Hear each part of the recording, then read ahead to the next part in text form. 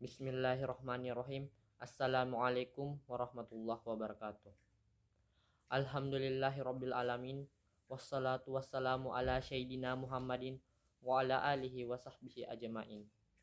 Pada kesempatan kali ini saya akan membawakan dakwah singkat yang berjudul tentang sabar. Nah, manusia dalam menempuh perjalanan hidup tidak lepas dari yang namanya lika-liku cobaan atau cobaan hidup. Ujian silih berganti, baik berupa kemiskinan, kesengsaraan, dan berupa penyakit. Segala sesuatu yang menimpa pada manusia sehingga menimbulkan kesusahan dan kesengsaraan, maka tiada lain kecuali untuk menguji sampai di mana kualitas iman kita atau sampai di mana kualitas iman seseorang.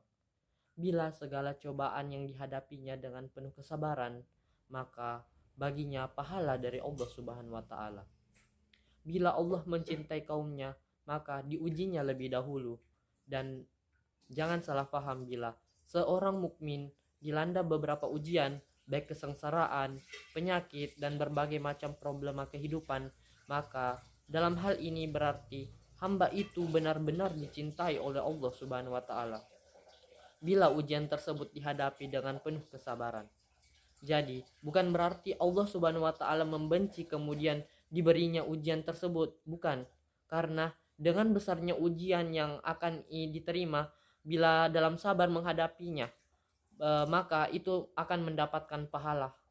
Berkaitan dengan perlunya sikap sabar yang harus diterapkan, maka Nabi Muhammad SAW bersabda bahwasanya bersabar berpahala itu tergantung pada besarnya ujian atau bala, dan sesungguhnya Allah Subhanahu wa taala apabila mencintai suatu kaum, maka kaum itu diujinya lebih dahulu.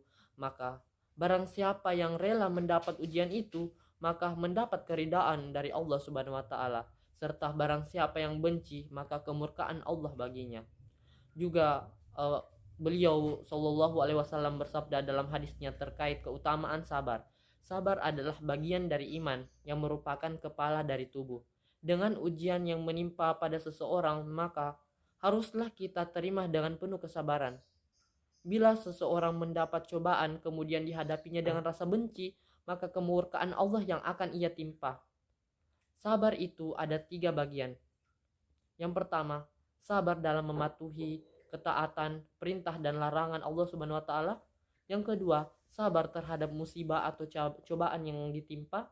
Dan yang ketiga, sabar akan ujian kesenangan. Sabar dalam patuh kepada Allah Subhanahu wa taala harus dalam istiqomah atau keteguhan hati. Tidak lupa bahwa hidup itu sementara dan suatu saat nanti semua akan dikembalikan kepadanya. Ketika melakukan ibadah perlu kesabaran, karena bila tidak maka tidak akan masuk menjadi amal soleh. Sabar terhadap ujian kepahitan dan musibah yang menimpa harus dengan iman yang kuat. Nah, kita semua harus mengimani takdir yang telah digariskan.